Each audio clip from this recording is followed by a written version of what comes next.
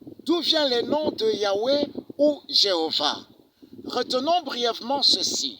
Le Créateur de l'univers révéla son nom personnel à Moïse. Voici comment Moïse écrivait les noms personnels du Créateur. YHWH.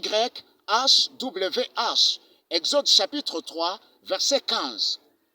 Lorsque le Seigneur Jésus-Christ s'est fait chair, les enfants d'Israël ne connaissaient plus les noms personnels de leur Elohim à cause de leurs péchés.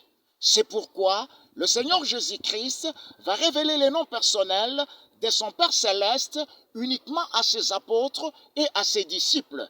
Jean chapitre 17, verset 6. Pendant ces temps, les scribes et les pharisiens ainsi que leurs disciples ne connaissaient pas toujours les noms personnels du Père de Seigneur Jésus-Christ, bien qu'ils en connaissaient les consonnes Y, H, W, H. Jean chapitre 8, versets 54 à 55.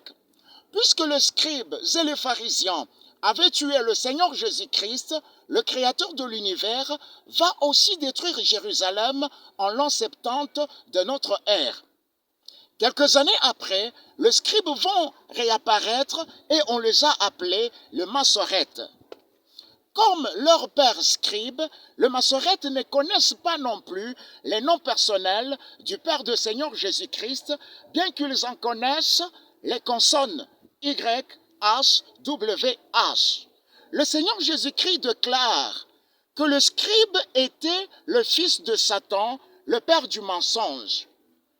Les Massorètes sont alors fils de qui lorsqu'ils enseignent ce grand mensonge qu'ils ont même introduit dans la Bible. Yahweh ou Jéhovah est le nom personnel du Créateur. Jean chapitre 8, verset 44. On se demande encore, comment les Massorètes, qui affirment qu'ils ne connaissent pas les noms personnels du Créateur, peuvent-ils ensuite déclarer que le nom personnel du Créateur était Yahweh ou Jéhovah? Quel mensonge satanique! Jacques chapitre 3, versets 10 à 11. En vérité, il n'y a que le Seigneur Jésus-Christ seul qui révèle les noms personnels de son Père céleste. Luc chapitre 10, verset 22. Or, le Seigneur Jésus-Christ n'avait jamais révélé, ni inspiré, ni même prononcé ce nom Yahweh ou Jéhovah. Qui a alors inspiré aux nouveaux scribes qui n'ont jamais été disciples du Seigneur Jésus-Christ ce grand mensonge de Yahweh ou Jéhovah? C'est Satan le diable, le père du mensonge. Jérémie chapitre 14, verset 14. Yahweh ou Jéhovah, c'est le nom de Satan le diable. Yahweh ou Jéhovah, c'est Satan le diable.